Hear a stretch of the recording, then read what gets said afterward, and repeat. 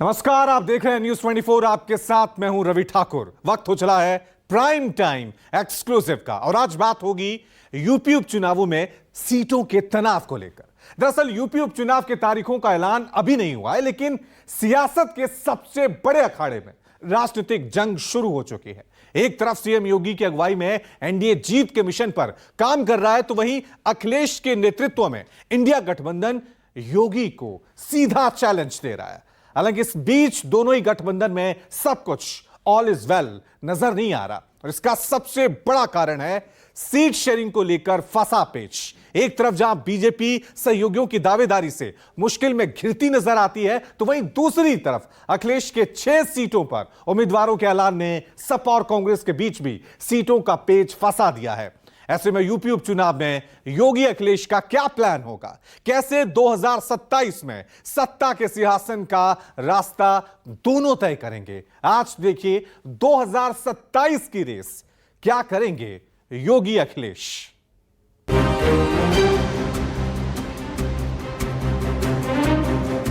सभी 10 सीटें कैसे हम लोग जीत सकते हैं, इसको लेकर के गहन तैयारी है। पहले कटहरी मजवा थी और 10 सीट पे एनडीए के प्रत्याशी जीतेंगे, निश्चित रूप से 10 सीट जीतेंगे। यूपी उपचुनाव अब उपचुनाव नहीं रह गया, बल्कि ये यूपी की सियासत की वो जंग बन चुकी है जो 2027 में सत्ता का वारिस तय करेगा। ऐसे में चाहे सीएम योगी की अगुवाई में एनडीए गठबंधन हो या फिर अखिलेश के नेतृत्व में इंडिया गठबंधन, दोनों ने अपनी पूरी ताकत झोंक दी है। एक दूसरे पर आरोप प्रत्यारोप चरम पर है। जो लोग जाति का नंगा खेल खेलते हैं, समाज को आपस में लड़ाने का कार्य करते हैं, आज जब प्रदेश विकास की एक नई धारा के साथ आगे बढ़ रहा है, एक नई पहचान के साथ आगे बढ़ रहा है, तो उन्हें विकास अच्छा कैसे लग सकता है। जनता 10 की 10 सीटें हराएगी बीजेपी को। न केवल विधानसभा हारेंगे बल्कि कुर्सी भी छिन जाएगी। भले ही जंग एनडीए और इंडिया गठबंधन के बीच हो, लेकिन इस जंग से पहले दोनों गठबंधनों में सीटों की जंग छिड़ी है। एक तरफ समाजवादी पार्टी और कांग्रेस में सीटों को लेकर मामला उलझता जा रहा है, तो वहीं दूसरी तरफ बीजेपी की राहें भी गठबंधन में सीट शेयरिंग को लेकर मुश्किल नजर आने लगी। यूपी उपचुनाव में दोनों ही गठबंधनों के बीच सीट शेयरिंग का मामला फिलहाल उलझता हुआ ही नजर आ रहा है। एक तरफ जहां समाजवादी पार्टी ने 6 सीटों पर उम्मीदवार उतारकर कांग्रेस को नाराज किया है, तो वहीं दूसरी तरफ बीजेपी के 9 सीटों पर चुनाव लड़ने के फैसले से उसके सहयोगी भी काफी नाराज नजर आ रहे हैं। दरअसल समाजवादी पार्टी ने सबसे पहले 6 सीटों पर अपने उम्मीदवारों का ऐलान किया, जिससे ये कयास लगने लगे कि इंडिया गठबंधन में सब कुछ ऑल इज वेल नहीं। समाजवादी पार्टी ने करहल से तेज प्रताप को मैदान में उतारा है, सीसामऊ से नसीम सोलंकी पर समाजवादी पार्टी ने भरोसा जताया है और वहीं फूलपुर से मुस्तफा सिद्दीकी उपचुनाव में समाजवादी पार्टी के प्रत्याशी होंगे। उपचुनाव की सबसे हॉट सीट मिल्कीपुर से अवधेश प्रसाद के बेटे अजीत प्रसाद को टिकट मिला है। कटिहारी से शोभावती वर्मा सपा के प्रत्याशी, तो वहीं मंझवा सीट से ज्योति बिंद पर पार्टी ने भरोसा जताया। हालांकि सीटों के ऐलान के बाद कांग्रेस ने जहां इसकी जानकारी न होने की बात कही, तो वहीं अखिलेश ने साफ कर दिया कि इंडिया गठबंधन में सब ठीक है और वो मिलकर यूपी उपचुनाव में बीजेपी को हराएंगे। जो चीजें राष्ट्रीय नेतृत्व निर्णय लेगा उसको तय करके आगे जो गठबंधन क्या बना रहेगा, क्या निश्चित तौर से बना हुआ है, बना रहेगा। क्या कोई चर्चा नहीं हुई थी सीट? कोई चर्चा नहीं आई है, अभी सामने जब राष्ट्रीय नेतृत्व तय करेगा। इतनी दिन से चल रहा था। सभी विधानसभाएं इंडिया गठबंधन समाजवादी पार्टी जीतेगी। कांग्रेस को बची हुई सीटें देंगे। बची हुई सीटों में बातचीत कर विचार करेंगे। हालांकि ये हालात सिर्फ इंडिया गठबंधन में ही नहीं, बल्कि एनडीए गठबंधन में भी कमोबेश ऐसे ही नजर आते हैं और इसका सबसे बड़ा कारण है निषाद पार्टी की 2 सीटों पर दावेदारी।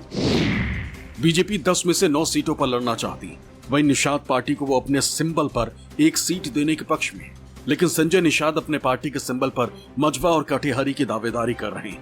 उनका मानना है कि निषाद के प्रभाव वाली इन सीट पर वो जीत के प्रबल दावेदार हैं। बीजेपी निषाद पार्टी को 1 सीट पर अपने सिंबल पर लड़ाने का सोच रही, लेकिन निषाद पार्टी के मुखिया संजय निषाद इस बात से नाराज नजर आ रहे हैं क्योंकि लगातार वो 2 सीटें मजवा और कटिहारी पर अपनी दावेदारी कर रहे हैं। निश्चित रूप से 200 सीट कितनी जीतेंगे। सीट आप बात हुई है कुछ से इस बात? निश्चित रूप से हम लोग पहले कटहरी मझवा थी और 200 सीट पे एनडीए के प्रत्याशी जीतेंगे और भारतीय जनता पार्टी परंपरा रही है निश्चित रूप से 200 सीट होती है। हरियाणा में जीत के बाद मजबूत स्थिति में पहुंची भाजपा ने 9 सीटों पर चुनाव लड़ने का फैसला किया है और वो चाहती है कि निषाद पार्टी का उम्मीदवार कमल के निशान पर चुनाव लड़े। हाल के लोकसभा चुनाव में मझवा के विधायक विनोद बिंद ने बीजेपी के टिकट पर भदोही से लोकसभा का चुनाव लड़ा था और वहां जीत भी हासिल की थी। बीजेपी का दावा है कि वहां ये उनकी लोकप्रियता का नतीजा है, लेकिन निषाद पार्टी के नेताओं का ये मानना है कि मझवा, कटहरी, फूलपुर और मिल्कीपुर में निषाद पार्टी का बड़ा वोट बैंक है और वहां पर बिना निषाद पार्टी की बीजेपी चुनाव नहीं जीत सकती। ऐसे में निषाद पार्टी ने बीजेपी की मुश्किलें बढ़ा दी हैं। हालांकि सहयोगी दलों का कहना है कि बीजेपी ने बिना चर्चा किए 10 में से 9 सीटों पर अपने 3-3 उम्मीदवारों का पैनल तैयार कर लिया। अगर बीजेपी के पैनल के संभावित नामों की बात करें तो मझवा सीट पर सुचिस्मिता मौर्य, जितेंद्र तिवारी, रंगनाथ मिश्रा के नाम की चर्चा है। गाजियाबाद सीट पर संजीव शर्मा, अशोक मोगा, सत्येंद्र सिसोदिया की चर्चा है। मिल्कीपुर सीट से पूर्व विधायक बाबा गोरखनाथ प्रमुख प्रबल दावेदार हैं। इसके अलावा काशीराम रावत, बबलू पासी के नाम पर भी मंथन हो रहा है। कुंदर की सीट पर दिनेश ठाकुर, रामवीर सिंह सहित कई नामों पर मंथन है। कटेहरी सीट पर पूर्व मंत्री धर्मराज निषाद, सुधीर सिंह, राणा रणधीर सिंह के नाम पर चर्चा है।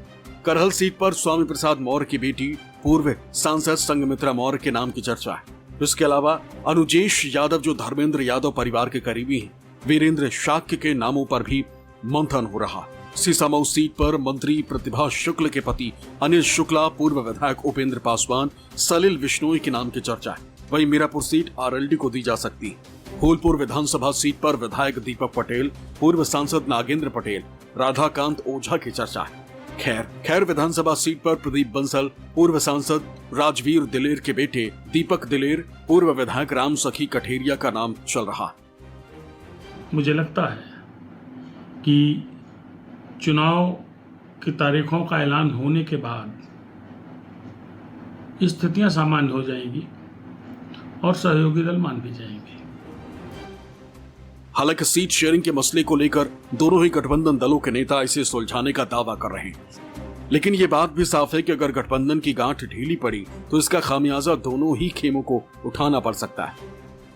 गठबंधन की राजनीति के इस युग में भारतीय जनता पार्टी सबसे ट्रस्टेबल पार्टनर है और इसीलिए भारतीय जनता पार्टी का चुनावी गठबंधन नहीं होता है कि एक चुनाव में गठबंधन हुआ और चुनाव खत्म, गठबंधन खत्म।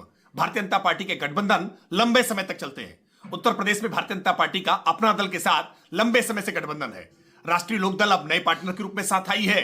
सुहेल देव भारतीय समाज पार्टी भी पहले गठबंधन का हिस्सा रही है और फिर गठबंधन का हिस्सा है। निषाद पार्टी भी हमारे साथ कई चुनाव लड़ चुकी है। भारतीय जनता पार्टी अपने सहयोगी दलों को पूरा सम्मान देते हुए, पूरा स्थान देते हुए उनको चुनाव में आगे साथ लेकर के जाएगी। समाजवादी पार्टी और कांग्रेस पार्टी इंडिया गठबंधन का अटूट हिस्सा हैं। हम दोनों लोग मिल करके 10 की 10 सीटों पर चुनाव लड़ रहे हैं। किस सीट पर सिंबल किसका होगा, इसका फैसला हमारा आला कमान और समाजवादी पार्टी का आला कमान करेगा, यानी श्री राहुल गांधी जी, खड़गे साहब और अखिलेश यादव जी करेंगे और ये बहुत स्मूथली होगा। भारतीय जनता पार्टी के लोगों को और भारतीय जनता पार्टी के मित्रों को इस बारे में कोई भी चिंता करने की जरूरत नहीं है। निश्चित तौर पर इंडिया गठबंधन में कांग्रेस की अपनी महत्ता है। समाजवादी पार्टी किसी की महत्ता को कमजोर नहीं करने वाला दल है। हम सीटें निश्चित तौर पे देंगे और देते आए भी हैं, लेकिन अभी फिलहाल जो लड़ाई है वो बीजेपी को हराने की है और बीजेपी को तभी हराया जा सकता है जब मजबूत प्रत्याशी, जनाधार वाले प्रत्याशी बीजेपी के खिलाफ लड़ेंगे, चूंकि बीजेपी के पास छल बल, धन बल, हर तरीके से चुनाव लड़ने का मजा रखने का बीड़ा उठा रखा है। हालांकि बीजेपी अपनी तैयारियों को पुख्ता बता रही है, साथ ही ये दावा कर रही है कि 10 की 10 सीटों पर उसे जनता का आशीर्वाद मिलेगा और बम्पर वोट से वो जीतेगी।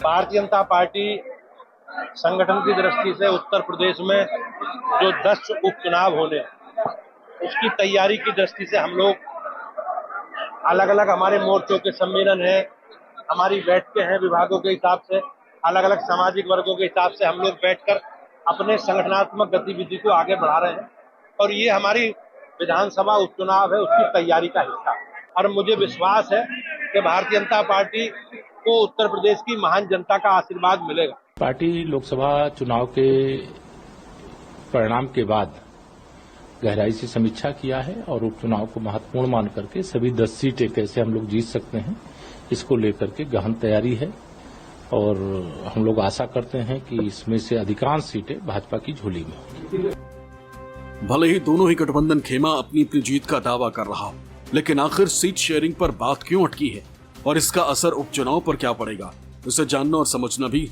जरूरी हो जाता है। दरअसल यूपी उपचुनाव में चाहे एनडीए गठबंधन हो या फिर इंडिया गठबंधन, सीट शेयरिंग को लेकर दोनों तरफ मुश्किलें साफ नजर आती हैं। तो सबसे पहले बात इंडिया गठबंधन की कर लेते हैं, वहां कौन सा पेच फंसा है, चलिए पॉइंट दर पॉइंट समझ लेते हैं। पहला पॉइंट समझ लीजिए, कांग्रेस की 5 सीटों पर दावेदारी है। कांग्रेस 5 सीटें डिमांड कर रही है, लेकिन अखिलेश यादव इसके लिए अभी तैयार नहीं है। यही वजह है कि समाजवादी पार्टी ने 6 सीटों पर अपने उम्मीदवार की घोषणा कर दी है। अगर समाजवादी पार्टी की बात करें तो समाजवादी पार्टी खैर गाजियाबाद की सीट कांग्रेस को देने को तैयार है, लेकिन कांग्रेस, जैसा हम आपको बता चुके हैं, 5 सीटों की डिमांड कर रही है। वहीं कांग्रेस सीट बंटवारे को लेकर काफी नाराज, जिस तरह के रिएक्शन जो है अभी तक सामने आए 6 सीटों की घोषणा के बाद, उससे साफ लग रहा है कि कांग्रेस पार्टी इन फैसले से जो समाजवादी पार्टी ने लिए हैं 6 सीटों के, उससे नाराज है। 5वां पॉइंट समझ लीजिए, गठबंधन टूटा तो सपा कांग्रेस को भारी नुकसान हो सकता है, क्योंकि इसी गठबंधन के जरिए लोकसभा में जीत हासिल की थी। यानी समाजवादी पार्टी के लिए कांग्रेस को साथ रखना जरूरी है। ऐसे में सीटों को लेकर कांग्रेस के साथ संतुलन बनाना अखिलेश के लिए बड़ी चुनौती है। वहीं अगर एनडीए गठबंधन की बात करें तो वहां कहां पेच फंस रहा है वो भी जल्दी से समझ लेते हैं पॉइंट दर पॉइंट, कि एनडीए में कहां पेच फंसा है। निषाद पार्टी की 2 सीटों पर दावेदारी है। यहां पर निषाद पार्टी ने अपनी डिमांड रखती है। यहां पर दूसरा पॉइंट समझ लीजिए, मझवा और कटेरी, ये वो सीट है जो निषाद पार्टी डिमांड कर रहे हैं। लेकिन सिर्फ निषाद पार्टी नहीं है, आरएलडी भी इस रेस में है। आरएलडी भी 2 सीट की डिमांड कर रहा है। क्या उसको 2 सीट मिलेंगी, ये देखने वाली बात होगी। वहीं बात कर लेते हैं, बीजेपी आरएलडी को मीरापुर से सीट देने को राजी, यानी 2 नहीं, आपको हम 1 सीट दे सकते हैं, वो भी मीरापुर से। वहीं निषाद पार्टी को अपने सिंबल पर 1 सीट लड़ाने पे विचार है। निषाद 2 मांग रही है, लेकिन बीजेपी चाह रही है कि यहां पर सिर्फ हम 1 सीट निषाद पार्टी को दें। यहां पर भी वही सवाल है कि गठबंधन टूटा तो भारी नुकसान हो सकता है। यानी दोनों ही खेमे में सीट शेयरिंग का मसला फंसा हुआ नजर आता है, जो कि दोनों के गठबंधन के लिए सही संकेत नहीं है, क्योंकि अगर यह मसला सुलझा नहीं तो फिर नुकसान तय समझिए। ऐसे में दोनों ही गठबंधन इस मसले का हल निकालने की जुगत में लगे हैं। यूपी के 10 सीटों के उपचुनाव में बीजेपी से लेकर सपा और बसपा तक राजनीतिक दलों के साख दांव पर है। हालिया लोकसभा चुनाव में सपा 37 सीटें जीतकर सबसे बड़ी पार्टी बनकर उभरी थी, तो वहीं बीजेपी का कारवां 33 सीटों पर ही रुक गया। ऐसे में सपा के सामने ये साबित करने की चुनौती है कि लोकसभा चुनाव के नतीजे तुक्का नहीं थे। वहीं बीजेपी की रणनीति लोकसभा चुनाव में मिली हार से उबरकर उपचुनावों में इसका बदला लेने की है। यही वजह है कि खुद सीएम योगी उपचुनाव वाली सीटों पर रैलियां कर रही, बड़े नेता और यूपी सरकार के मंत्री लगातार इन सीटों के दौरे कर रहे हैं।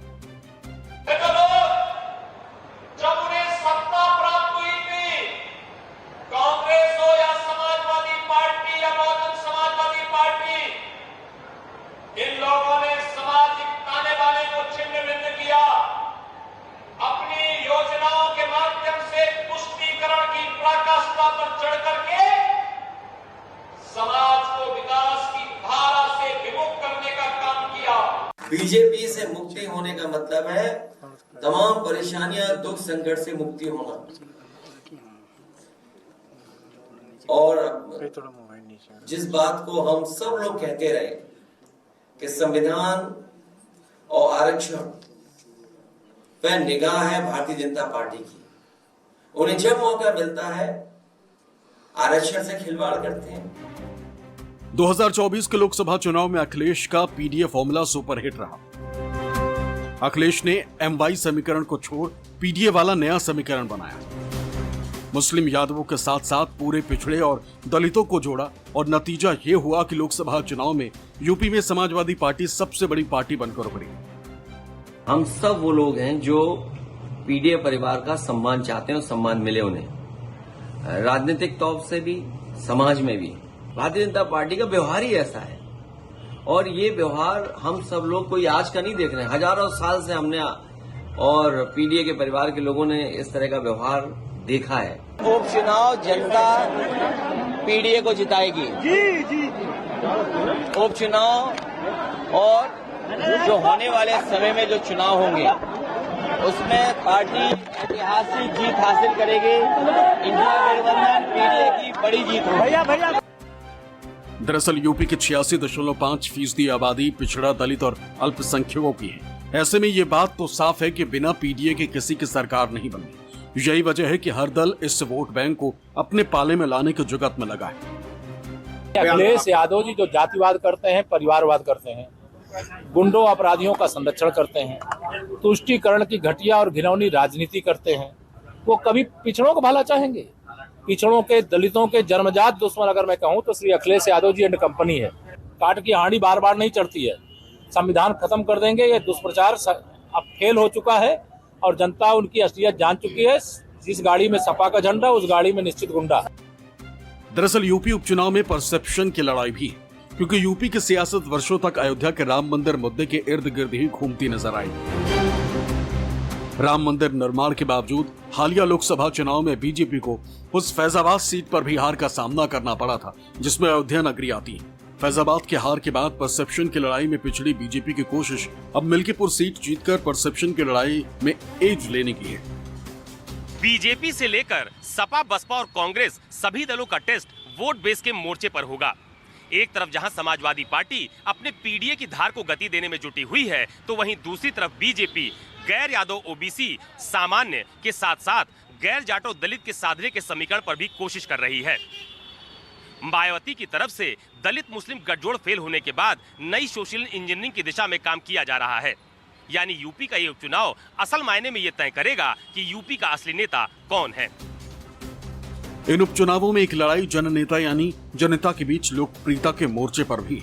तमाम सर्वे में देश के सबसे लोकप्रिय मुख्यमंत्री योगी आदित्यनाथ के लिए ये उपचुनाव खुद की स्वीकार्यता और लोकप्रियता के लिटमस टेस्ट की तरह भी होंगे। वहीं सपा की कोशिश उपचुनावों में अधिक सीटें जीतकर अखिलेश यादव के पक्ष में नैरेटिव सेट करने की। बसपा के सामने हालिया लोकसभा चुनावी नतीजों में शून्य पर सिमटने के बाद ये साबित करने की चुनौती है कि मायावती यूपी की सियासत में अब भी एक बड़ा कद रखती है। दरअसल अब यूपी उपचुनाव कोई आम चुनाव नहीं रह गया, अब ये सभी पार्टियों के लिए नाक की लड़ाई बन गया। ऐसे में 10 सीटों के उपचुनाव में किस दल का क्या दांव लगा हुआ है, जल्दी से समझ लेते हैं। सबसे पहले समझ लेते हैं, देखिए साग का सवाल क्यों बना? योगी के लिए लिटमस टेस्ट है। लोकसभा में परफॉर्मेंस अच्छा नहीं रहा है, अब उपचुनावों में अच्छा परफॉर्मेंस करना होगा। अखिलेश के लिए पीडी की स्वीकारता, यह साबित करना है कि पीडी का फॉर्मूला उपचुनावों में भी अखिलेश चला सकते हैं। मायावती के लिए अस्तित्व की लड़ाई यहां पे बनी हुई है। लोकसभा में 0, विधानसभा में कोई अच्छा परफॉर्मेंस नहीं, यहां पर अस्तित्व की लड़ाई बन गई है। परसेप्शन की लड़ाई क्या है, जल्दी से भी समझ लेते हैं। बीजेपी के हिंदुत्व कार्ड का टेस्टिंग ग्राउंड, क्योंकि अखिलेश कह रहे हैं अब यूपी में पीडीए चलेगा और बीजेपी कह रही है हिंदुत्व कार्ड अभी भी चल सकता है। अयोध्या की हार से पिछड़ी बीजेपी, अब अयोध्या मिल्कीपुर भी यहां पे उपचुनाव होना है, वहां पे भी टेस्टिंग ग्राउंड है। उपचुनाव में जीत हार परसेप्शन सेट करेगा। परसेप्शन को लेकर यह बड़ी लड़ाई चली हुई है कि 2027 में क्या परसेप्शन बनेगा यूपी से। वहीं असली और नकली की लड़ाई, यूपी का सबसे बड़ा नेता कौन, योगी आदित्यनाथ या अखिलेश यादव, यह भी साबित होगा इन उपचुनावों से।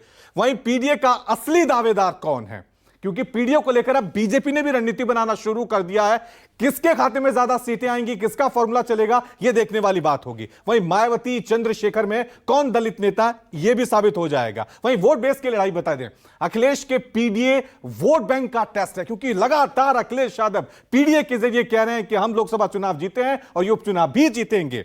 वहीं बीजेपी के गैर यादव, ओबीसी, जाटव, दलित वोट बैंक का टेस्ट होगा। बीजेपी कह रही है कि हमारा भी वोट बैंक है, हमने भी इनके लिए रणनीति बनाई है। अब देखना यह कि कितना कामयाब वो यहां पर होते हैं। मायावती के दलित मुस्लिम समीकरण का टेस्ट यहां पर होने जा रहा है। यानी एक तरफ जहां ये उपचुनाव योगी का राजनीतिक भविष्य तय करेगा, वहीं अखिलेश की राजनीति की स्वीकारता का भी टेस्ट इसी चुनाव में होगा। वहीं मायावती के लिए चुनाव साबित करने का मंच है कि अभी भी यूपी में उनकी सियासत प्रासंगिक है। हालांकि दांव पेच के इस खेल में किसकी जीत होती है, किसकी हार, यह तो वक्त तय करेगा। बहरहाल हम रुक रहे हैं एक छोटे से ब्रेक के लिए। आप देखते रहिए News 24।